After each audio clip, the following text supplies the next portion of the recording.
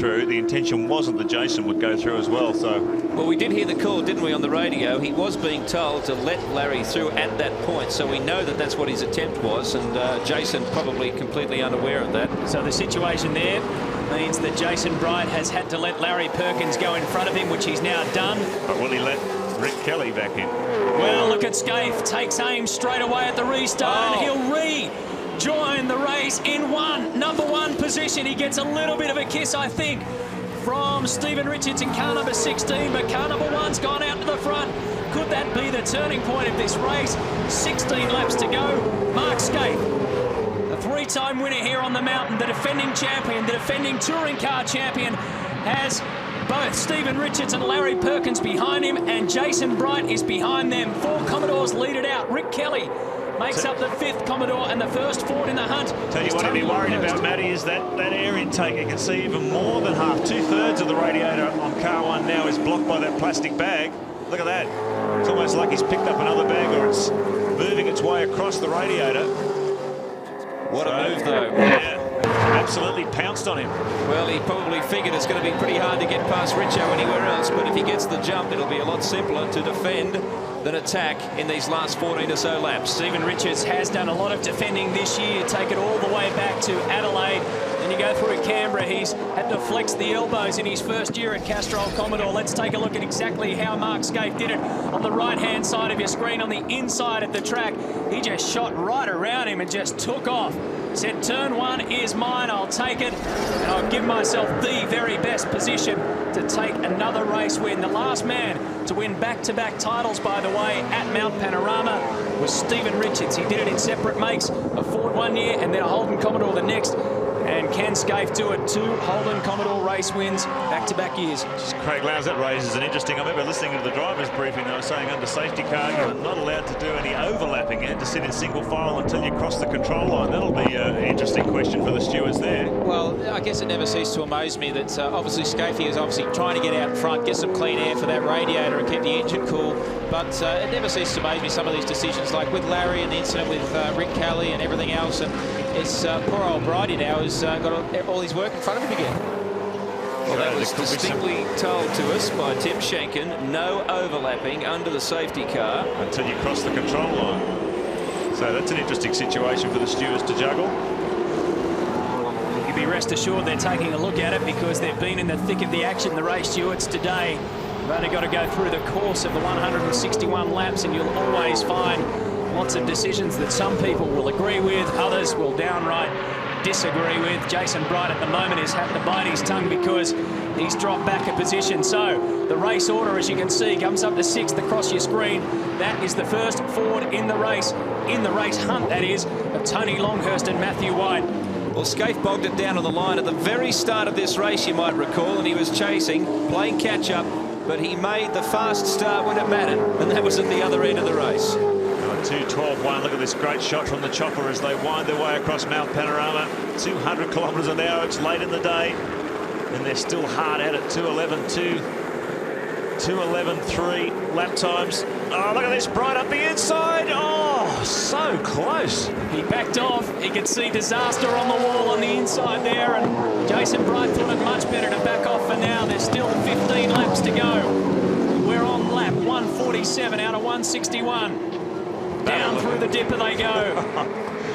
What an extraordinary finish to this race. Yet again, it's thrown everything possible at all these drivers. Some out of the ordinary, others just simple race conditions that chew up V8 supercars and spit them out. What a day for Paul Dumbrell.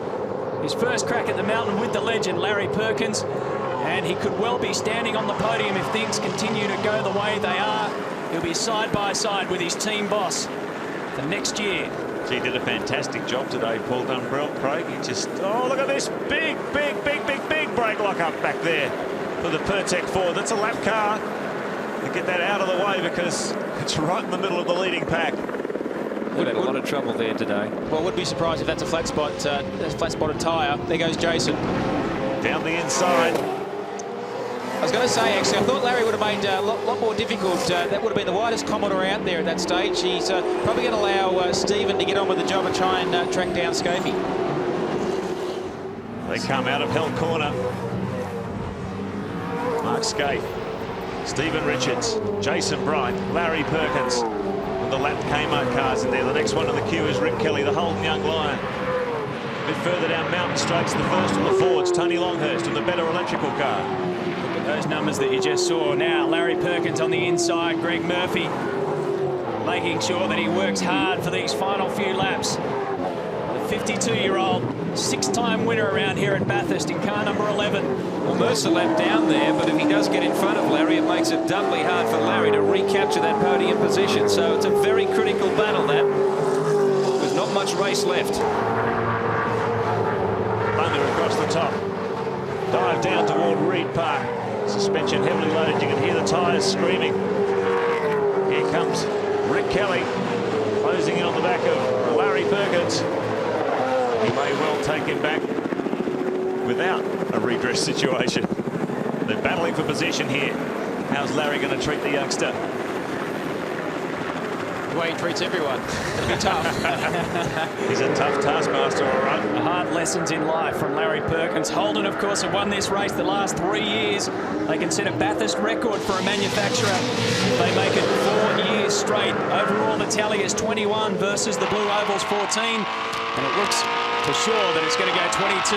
Matty, if it was a betting matter, you wouldn't get on at this stage, I don't think. The bookies wouldn't take your money. On the view from Greg Murphy's lapped Kmart Commodore. Look at the battle here. Rick Kelly starting to apply the blowtorch to the back of the Castrol Commodore. He sneaks up the inside of Perkins. Perkins gives him just enough racing room. And the 19-year-old goes through to 4th place. Wouldn't it be fantastic to see him on the podium here, Rick Kelly? Well, they've done a great job all day, haven't they? Yeah, him and Nathan Pretty. Nathan's done a few drives up here at Mount Panorama. Rick, of course, is only starting his V8 supercar career, and if he continues it the way he started it, he's got a very long and successful year ahead. Larry Perkins continues this dice with the lapped car of Greg Murphy, and you can see the others have tailed along as well. Brad Jones is still out there fighting, way back in positions, but Larry Perkins seems content, really, to just let that battle unfold in him, although maybe he's losing a bit of race pace because they're climbing all over the rear of that car number 11. 3 HRT cars in the top 4, and absolutely no reason to employ team orders here. Car 66, there's Tony Longhurst. And there's 21, the Aussie Male Ford Falcon. Going backwards in a hurry. Well, Greg Ritter, in fact, has passed Tony Longhurst.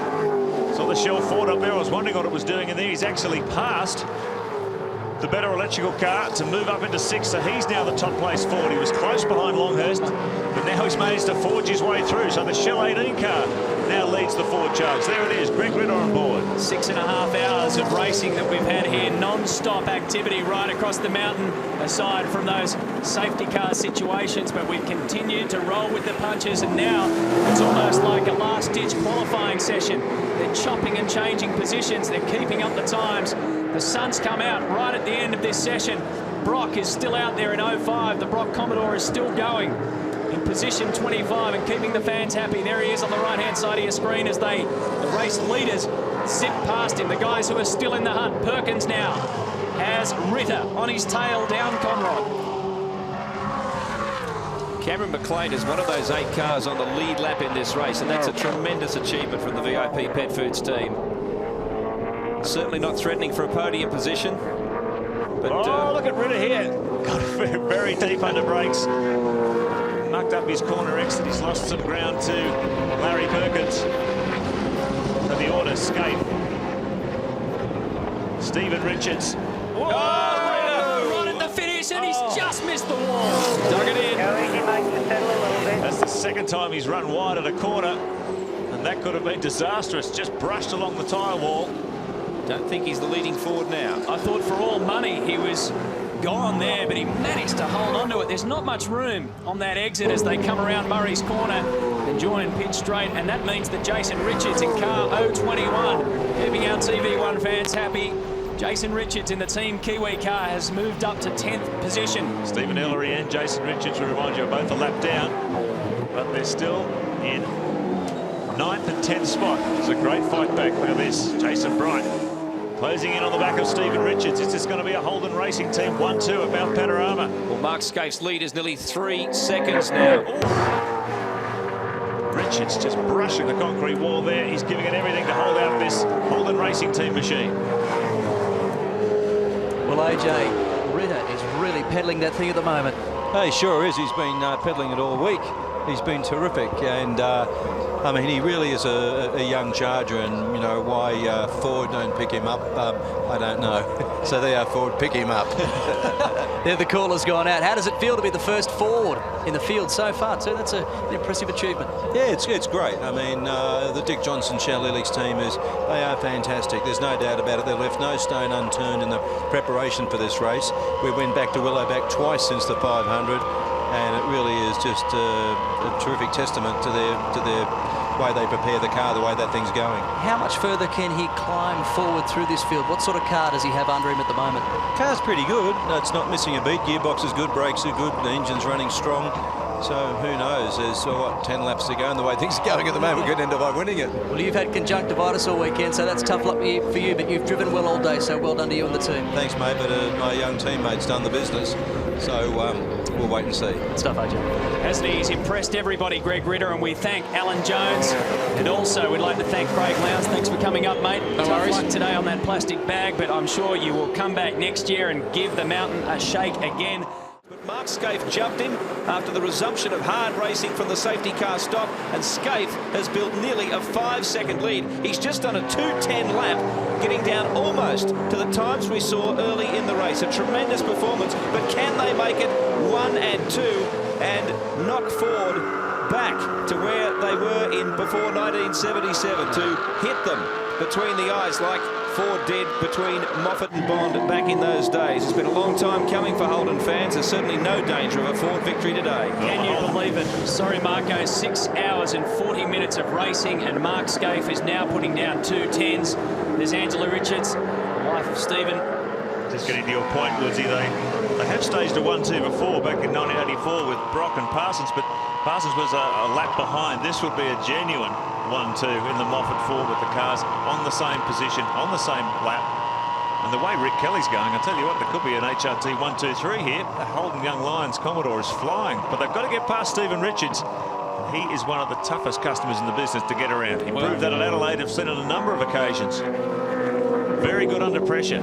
And it'd probably be justice if Stephen Richards can get the Castrol Commodore onto the podium, because they led the race throughout the difficult stages. He did an extraordinarily good job from the start of this race. Russell Ingall took over and kept in control while Hale was falling. Greg Ritter goes off. Well, he's been pushing hard, hasn't he, trying to make up that ground. We saw him go offline a couple of times, third time now. 7 laps to go as you come over the line, mate. Yeah, and he's continually being told to go easy, just get it to the line. You don't want to mess it up big time at this stage of the race.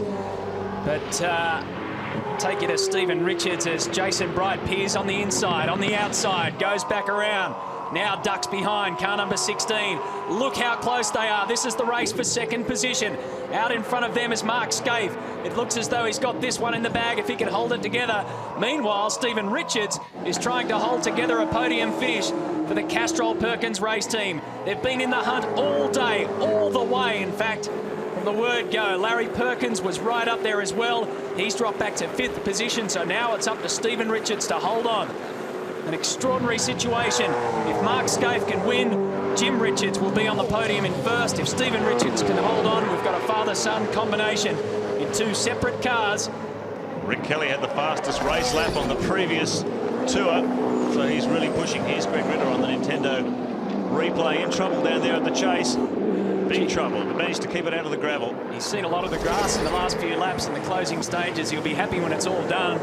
And he can say that he got the Shell Helix Ford Falcon across the line. They're in 7th position at the moment. Rusty's down there in pit lane. Pretty nervous time down here, guys. Jimmy Richards is with me and Thomas Mazzira is sitting beside him. How the fingers, Jimmy, got them crossed? Yes, but there's nothing we can do. We've got the best guy in the cars, so yeah, just watching and seeing what happens. There was a little bit of concern over that debris in the radiator duct a few laps ago. Is the temperature okay right now? Temperature's okay at the moment, yeah. No problem. Stabilised, so it's looking fine. What about you, Thomas? How are things going from your side of the fence? Oh, well, just keep telling Jimmy, you know, I'm sorry, but I'd like to see Jason pass his son. Then it's, you know, we'll see what happens. Yeah. There you go, boys. Yeah, mixed emotions for Jimmy Richards. He's got his son there in the opposition camp. How good are the Richards, though? We talked to Jimmy on RPM recently about that very situation, although he's in the box seat now, but it wouldn't be the first time they've actually finished on the podium together, but in separate teams, finishing 1-2. They've done that in Super Touring, but this would be a first for V8s. How good are the Richards at driving? Well, Stephen Richards is certainly getting the biggest test at the moment. He's got the job of holding off Jason Bright, who's had his run in with the Stewards like a lot of these guys. He's copped it on the chin, and now he's fighting to make it a 1-2 finish for Holden. They're determined to make it a 1-2 championship finish at the end of the season. They've never done it before, HRT. They want to do it now in 2002, and you can bet your bottom dollar that Jason Bright wants to be standing right alongside his teammate Mark Skaife, who's way out in front now, 5.5 seconds clear of the second car. So Skaife is out there on his own at the moment. Can Richo do it? Can he hold on? What about his teammate? How's he going? Russell Ingall. Well, I'm just about to ask him, Rusty, defending hard out there. Yeah, he's making that Commodore fairly wide, isn't he? But look, I mean, it's a bit of swings and roundabouts at the moment because Richo's really quick across the top, and it looks like Bridie's a bit quicker down the bottom section of the track. But, mate, I don't care where it's quick as long as Richo stays in front of him. You're going to spoil this HRT 1-2? Well, mate, I'd hate to spoil both of them. I mean, it looks like Skaife's picked up a bit of litter in the front of his air dam, so I'm tipping on the second to last lap. His engine will blow and we'll come through for the win. How's that sound? That sounds optimistic, mate, but you always got to hope. You never know what this race is going to deliver you. Well, mate, I remember back in, when was it, 95, we were running second and 9 laps to go, and Glenn Seaton's engine blew and we ended up winning it from a lap down. So with this race, anything can happen. So, mate, until that last lap board comes up, we're still on with a shot. Regardless, this is one hell of a finish at this race with this team. Oh, for sure. Like, yeah, both cars have been strong all day, and I mean, it's a shame because the pace cars weren't kind to us. You know, we had a pretty big gap going into that last stint. Pace cars came out and destroyed it, but either way, like I said, we're not out of it yet. You thought having a child was nerve-wracking? Yeah, I must admit. Pretty relaxed, actually. I'm relaxed because I know Richo's doing a damn good job and he'll bring it home, you know, as best he can. So I'm very relaxed. Good luck, Russell. Cheers, mate. Can you believe it? Skaife's picked up another plastic bag. Look at that on the left-hand side of the car, the blue one. So he's got just about the whole intake covered now. Richo has actually picked up a little bit of time on Skaife, a 1/10 of a second, in fact. It isn't enough with the laps remaining, but still something to watch. 5.5 seconds is the lead. It was 5.6, and that is, of course, Skaife's partner, Tony.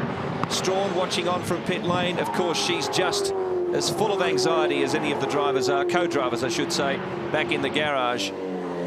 So Richo's not only defending, he's doing a little bit of attacking as well. Hey, I'll tell you what, I mean, Russell Ingall might not be too much off the mark here with this prediction that he's just made. I know it was sort of fantasy stuff from the enforcer, but take a look at the bags locked into the intake at the front of car number 1. Well, will that be the downfall of Mark Skaife? I'll tell you what, Matty, I've just heard a radio call. They're telling Mark to short shift, trying to minimise the revs, try and keep the temperatures down in the car. He'd be feeling it now. Well, Mark, it didn't take long, did it, for that 00 motorsport car to overheat when it had the bag in front of its splitter? So I asked Craig Lowndes, Woodsy, how long his car was out there with the bag in it when it went down. He said around about 4 or 5 laps. That's when the temperature started to go through the roof, if you like, and that was the end of it. So I think Skaife's now had that bag. He's had the one plastic bag on the right-hand side already in there, and this is the other one. Look at this. Watch it scoop it up. Skaife comes around the corner and collects some more debris. Well, looks like he's got a couple of brake ducts blocked there as well, because they all feed out. Now, what's that coming out the back of the car there? 5 laps to go. A bit of water spitting out the back there. If he's going to do it, he's going to have to carry some baggage across the line. Mark Skaife now fighting the elements. They're mowing into his times behind him, but he's got a 5.5 second lead. We'll keep our eyes on the time of Stephen Richards as he comes around. Look at that. Richards in the last lap has picked up a 1/10 of a second. We also understand it's not overheating, but it is losing fluid. Has he got enough to get it across the line? Well, you could see when he came down the mountain there's a trail of liquid coming out the back of the car. Richards is closing in. He's picked up another 1/10. But again, he's got to close in quicker than that. Well, the team orders are to ease up a little, Mark Skaife. That's what they're telling him. Look at those green boxes. That's a sorry sight for Mark Skaife, because the more green boxes that Stephen Richards puts down, the closer he is getting to Mark Skaife. So we've got an amazing finish here. Jason Bright is still waiting to pounce on Stephen Richards. Remember, if Bright can finish ahead of Mark Skaife in this race, the championship is still alive. If Stephen Richards wins and Skaife finishes second or third, well, Mark Skaife will still wrap up the Touring Car Championship. But we've got to keep our eyes on the times. Lap 157 of 161. Can you believe this situation? Little things like plastic bags can be the end of your day. Well, Skaife has no choice. He's got to keep pushing relatively hard. He's got to stay in front of these guys. He wants a bit of a buffer in case he has to back off big time in the last couple of laps. So he's got to keep pushing hard, even though those temperatures may be higher. It's losing fluid. He has no choice at the moment. I can feel a plastic bag ban coming up in the 2003 race. Well, it's just coming from the top of the mountain, Woodsy. People aren't actually throwing it over the fence or anything it's like just that. The wind. It's been really windy today and had some really heavy wind gusts that, in fact, grabbed one of the scrutineering tents and threw it onto the course itself, onto the sand trap down the end. Now, Richards lets a little puff of smoke out as he brings it down Forest Elbow. He's still got a nice handy gap on Jason Bright behind him. In front of him, 5 seconds down the road, is Mark Skaife. As they come around this one, there'll be 5 laps to go, inside 5, and that will determine just how close he's managed to peg back the time of Mark Skaife. Just a few laps ago, we thought that this one was, well, in the bag, and I hate to put it that way for Mark Skaife, but that's just the way it was. But now we've got this extraordinary situation where he's had to short shift and take care, nurse this car all the way over the line. It's how you win Bathurst. You're never going to win it easy. If you're wondering at home what short shifting is, it's when they don't rev the engine to its full 7,500 RPM rev limit. Still got a 5-second gap. Down to 5 seconds. He's lost 0.4 on that lap. Robbie Starr telling him to knock it back, mate, knock it back. He's telling him to pull the revs out of it, slow it down, try and reduce those engine temperatures. They've got to get it home. If they keep going like that, Stephen Richards will probably end up around 2 seconds behind, because there is 4 laps to go. He needs to make up a second a lap to start chopping into Mark Skaife. There's the split time, 5.10, so bang on 5 seconds pretty much. 4 laps to go. And you can see that little trail of water. There's little bits of fluid trickling out the back of this car. It's been doing that for the last couple of laps. Just see also when he comes down the other side of the mountain, you saw it just coming out of the cutting there too. There's a little trail of fluid. I suspect it's coolant. So can they hang on? Just a reminder, we are going to run to the finish of this race, but we will save the presentation for Sports Tonight with Matthew White, because we have to go straight to the news for that breaking story, the tragedy in Indonesia. Now back to this race. Jeff Grech, of course, that was looking on with consternation as incrementally Stephen Richards reels in the championship and race leader. Oh dear, look at that, just pouring out the right-hand side, the rear of car number 1. Oh dear, nervous times in HRT. You can see it there, just leaving a trail as he comes through the cutting behind him. Well, that's interesting. I can't imagine it's a fuel leak, but it does look like it's coming out the rear of the car. Yep. So the team have admitted the car is losing fluid. They haven't identified what it is actually losing, but it's coming out of the rear of the car, no doubt about it. Jim Richards a few laps ago had a big smile on his face when he was talking to Rusty. They all seemed pretty comfortable there in HRT, and then all this started to get thrown at them, and now I can tell you there's a few nervous faces down there in the Holden Racing Team garage. Comes around and completes another lap. So this is now lap 159 of 161. I can give you the time gap. It's now under 5 seconds. 4.8 seconds is the split between position 1 and position 2. That's Skaife and Stephen Richards, and right behind Stephen Richards, it's only a fraction of a second. In fact, it's underneath a second, around 0.7, 0.6 is the gap between second and third. So look at that, 4.88 seconds is the split time between first and second position on the road at the moment, with only a handful of laps to go, even Skaife less. did save some position there because it was 0.4 on the previous lap. Now 600 car, he's gone off before and he goes off again, but straight into the cutting. Does he get it going? It's important that he does, because he's going to have to get it out of the way, yes. That's the Steve Owendale breed entry, but out the front. He brings it around the top of the mountain. Jeff Grech is a very nervous man, Greg Rust. Yeah, he sure is. Richard Holloway and Robbie Starr and all the boys are down here, Matty. They are watching the instrumentation as closely as they can. Jeff, what's the status of Mark's car?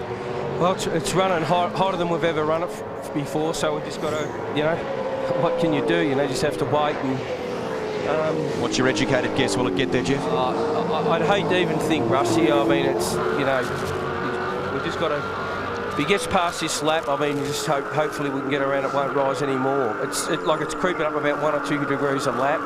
Then we've got another bag in it, and then it went up a fair lump, so it's good to see, mate. The nerves are up here, boys. The hairs on the back of the neck have gone up, I think. As the temperature goes up, the times are starting to go down. That's the split time. Look at that. I said more green boxes is bad news. That last lap, Stephen Richards was 0.2 of a second quicker than the car in front of him, Mark Skaife. So he's starting to pick into those times. The question is, will he have enough time to eliminate the gap that Mark Skaife has, or will Mark Skaife have enough in the Holden Racing Team Commodore to get it across the line? He needs him to slow down. He won't have enough laps to do it on that pace. We'll find out some more as Richo crosses the start-finish line a few seconds after this bloke here.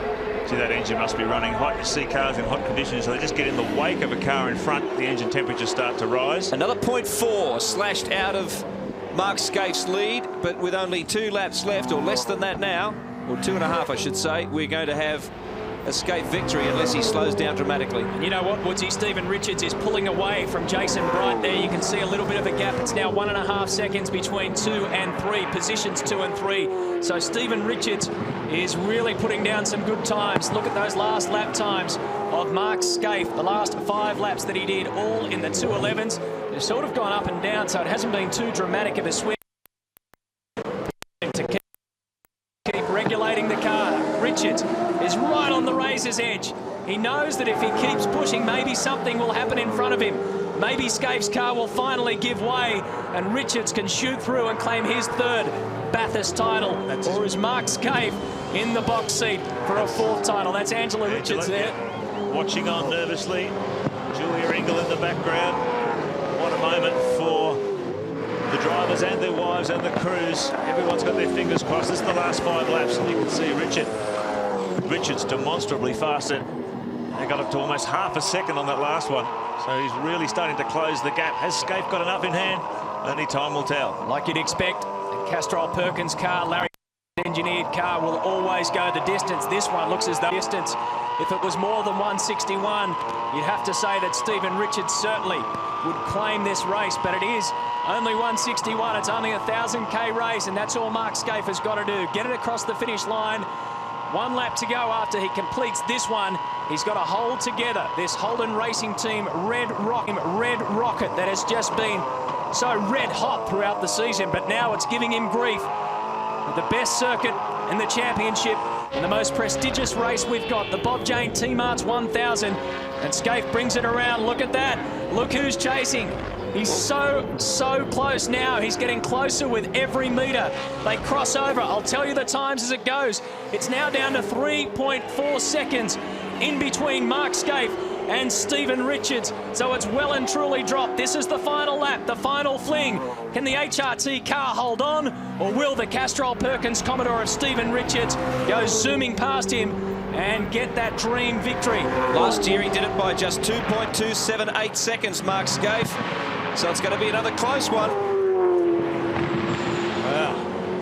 Can you believe it? 6 hours and 57 minutes of racing flat stick. And in the cockpit with the 4-time Australian Touring Car Champion, he's really been sensational this season. There's absolutely no other word for it. Started with a blitz in this V8 Supercar round. 5 straight victories. He's won 6 rounds. And listen to the roar on the top of the mountain. The Holden fans love it. They probably don't know the kind of situation up there that Mark Skaife has got underneath his feet, because he's had to fight this Holden Commodore the whole way. The last 10 laps have been an extraordinary story of just holding on to what you've got. And what he had was a 5-second lead. It's now down to 3 seconds. The officials say he's got it in the bag through Forest Elbow for the last time. No problems. No problems at all. Can he hold on? Has the car got enough? Down Conrod Straight for the very final time. You can see Richards. He'd know that he's in the mirror. There he is, Stephen Richards, with lights on. The gap is too big. And Mark Skaife is going to do it for the Holden Racing team. Jim Richards will collect his 7th crown. Mark Skaife will collect his 4th individual crown. This will be their 3rd Bathurst win together. They did it in 91 and 92 in a Nissan, and now they're going to do it in 2002. And isn't that fitting that Mark Skaife goes around Peter Brock? And Mark Skaife will go back-to-back at Bathurst. He secures another Australian touring car title. Stephen Richards comes across in 2nd position. What a finish. Fantastic. And Jason Bright puts car number 2 in 3rd position. What a victory for Skaife and Richards. And what a performance from Stephen Richards. And on this historic weekend, as we celebrate 40 years of Bathurst at Mount Panorama and this incredible race, a fitting finale. Lap traffic, and it happened to be Peter Brock as Skaife came around. And there's a very happy man in pit lane. I'll tell you his name. 7-time winner now at Bathurst, Jim Richards. Well, Jimmy, that's win number 7. How good does that feel? No, it feels pretty good, really, Rusty. It's, you know, fantastic. It was touch and go, wasn't it? It was, yes. No, it was a good battle, but we had the right guy in the car, that's for sure.